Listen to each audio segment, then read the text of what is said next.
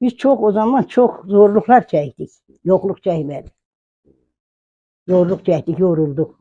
Əkirlər, biçirlər 5 qayın. 30 nüfuzuyduk. Gündə 2 dəfə ekmek pişirirdik böyük için. Doktor yüzü görmedim. Yok yok ben doktor yüzü görmedim. 21 çocuğa rağmen. Ha, 21 çocuk. Onları zorlamadan büyüttüm. Hiç şikayetçi olmadın. Yok hiç şikayetçi olmadım. Büyüttüm hepsini. Doktor görmedim, hakim görmedim. Hepsinin doğumu köyde oldu. Evde, hepsini evde Hepsini doğdu. evde. Hiç doktora düşmedim.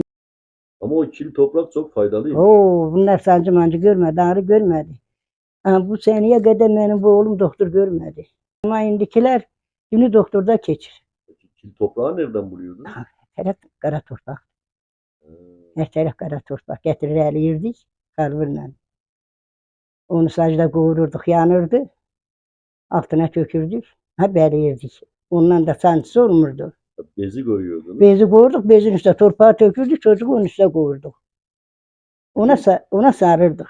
Bütün çocuklar öyle sağlıklı. Ha, ondan sağlıklı oldu.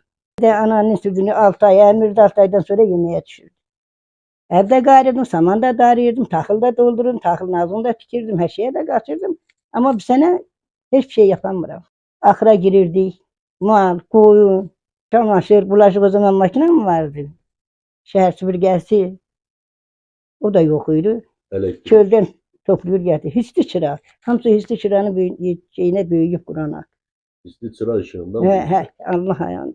Ne zaman elektriği gördün? Elektrik uşaqlar olandan sonra. Bu yaxınlarda geldi elektriğe bak geldi. 84'te. He, o zaman geldi.